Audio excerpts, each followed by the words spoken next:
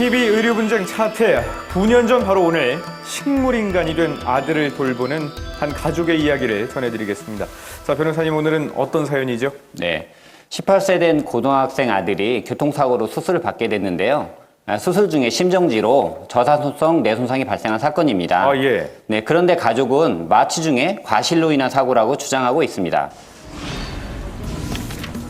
병상에서 아버지를 맞이하는 영준 씨. 몸만 어른이지 혼자 할 수 있는 건 아무것도 없습니다.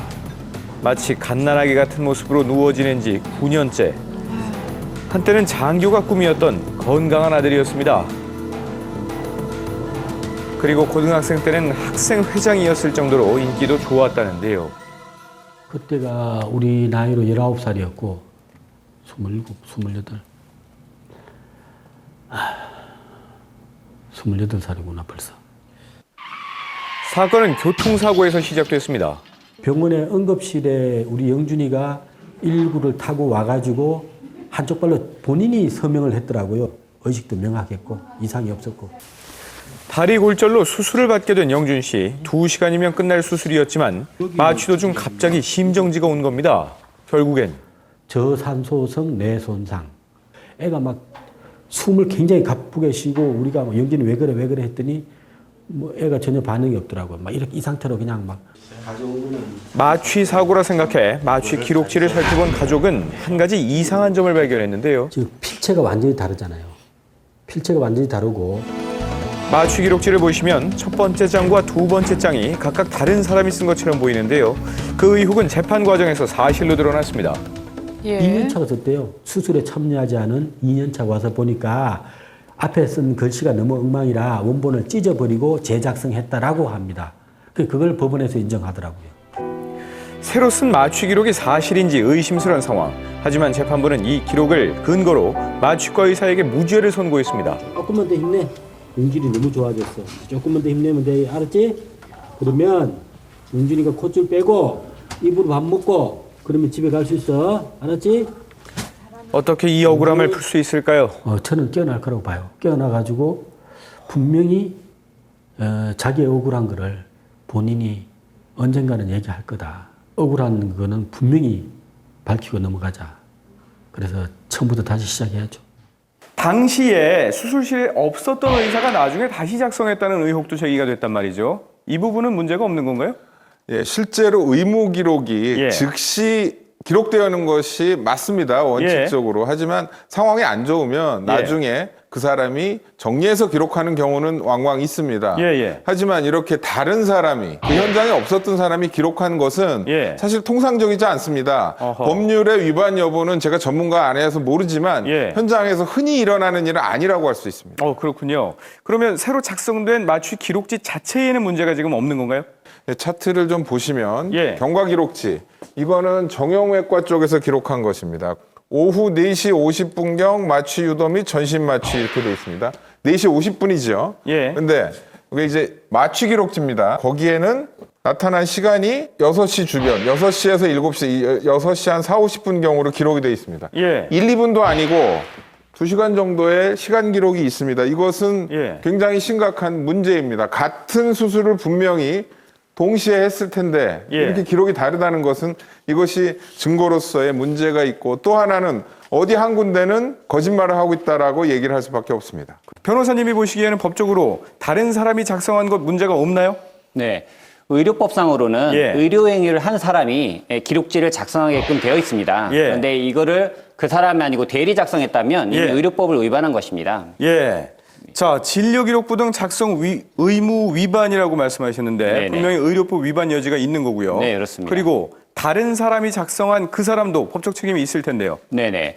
이 대리 기재를 한 데는 어떤 마취 사고라든가 이런 거를 숨기기 위했을 가능성이 있거든요. 그런 경우에는 어떤 타인의 형사처벌을 면하게 할 목적으로 허위로 작성했다라고 한다면 증거인멸죄로 형사처벌할 수가 있습니다. 자, 의무기록 변조, 증거인멸죄 이렇게 법적으로 패소할 수 있는 요인이 분명히 있는데도 불구하고 왜 가족이 패소를 한 걸까요? 이 사건 자체는 의무기록 자체가 처음부터 변조된 거기 때문에 의무기록이 변조된 부분에 대해서 의료법 위반으로 고소를 하고 이 부분이 변조됐다는 사실이 밝혀졌다면 그 다음에 업무상 과실치상죄로 고소가 진행됐어야 되는데 예. 이런 부분이 사실이라는 전제로서 업무상 예. 과실치상죄로 고소가 됐기 때문에 입증이 될 수가 없죠. 예. 그래서 무죄 판결이 났습니다. 예, 가족 입장에서는 너무나 억울할 수밖에 없을 것 같습니다.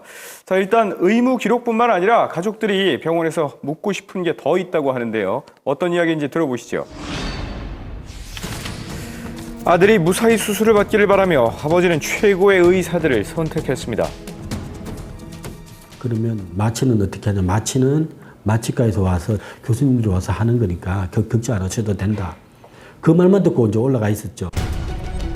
마취 기록에 아버지가 선택한 마취과 교수의 이름은 있었습니다. 하지만 교수님이 마취하신 거 아니에요? 그리고 물어봤거든요. 그랬더니 아닙니다. 제가 마취 안 했습니다. 레지던트 1년차 선생이 했습니다. 그렇게 하더라고요. 무슨 소리냐? 그 교수님이 한다고 그래가지고 우리가 수술에 동의한 거 아니냐? 그랬더니 일요일 날 누가 휴일 날 교수들이 합니까? 교수는 안 놉니다. 선택 진료비까지 냈던 가족은 의사를 바꿔치기 위한 병원을 사기 혐의로 고소했습니다. 하지만 검찰은 병원의 잘못을 묻지 않았는데요. 사건이 발생하고 난 4, 5년 후에 여직원이 실수를 해서 잘못 받아진 거 돌려드립니다 해가지고 그걸 돌려줬으니까 혐의가 없다 이렇게 된 거예요. 전공의 1년차가 마취과 레지던트 1년차가 하반신 마취로 수술을 진행을 했다라고 기록이 되어 있습니다. 그런데 임상적인 상황에서 전공의가 교육을 받아야 되는 사람인데 전문의의 지도하에서 이렇게 마취를 했다면 문제될 것이 별로 없습니다. 근데 이 건에서 문제가 뭐가 되는 거죠? 그러니까 레지던트도 마취할 수 있고 한데 같은 공간에서 전문의가 봐주고 다 이렇게 조언을 해줬으면 문제가 될 게 없다는 거죠. 근데 그 선택 진료에 해당되는 전문의는 수술장에 없었습니다. 결국 전공이 혼자 마취를 하게 된 것이죠. 실제로 지금 가족들이 해당 병원을 상대로 사기죄도 고소를 했었는데 이것도 무혐의 처분났다면서요? 근데 검찰에서 보기에는 이게 어떤 의사가 선택 진료를 기망해서 받아낸 게 아니고 병원에 시스템적으로 선택을 하게 해서 선택 진료를 받은 거로 봤기 때문에 기망에 어떤 고의가 없다라고 해서 무혐의 처분을 했습니다. 글쎄요. 이 시청자 여러분께서는 이 고의성에 대해서 어떻게 판단하시는지 모르겠는데 의료진 입장에서 어떻게 생각하시나요?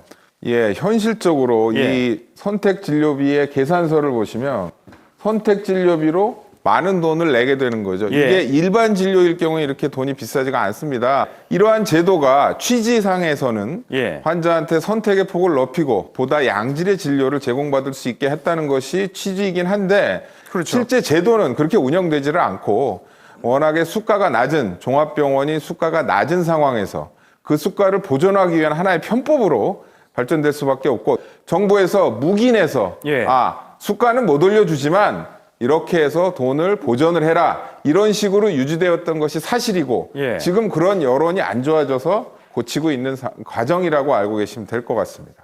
이런 피해를 고스란히 입은 이번 사건의 피해자 같은 경우는 어떻게 구제를 받을 수 있을까요? 마취 기록지가 허위로 대일이 작성됐다고 한다면 이 부분은 증거인멸죄에 해당될 가능성이 있습니다. 그래서 증거인멸죄가 밝혀진다면 그 부분을 가지고 형사에서 무죄 판결 난 것을 재심 청구해서 재심에서 다시 사건을 재판을 할 수가 있습니다. 자, 아무튼 이게 9년 전으로 다시 돌아간다고 하더라도 영준 씨의 가족들은 아마 같은 선택을 했을 겁니다. 의료진들을 그냥 믿었겠지요. 그 믿은 대가가 지금 이 상황이 되고 말았습니다. 분명히 누군가는 책임져야 되지 않을까 싶은 생각이 듭니다. 의료분쟁 차트 여기서 마치겠습니다.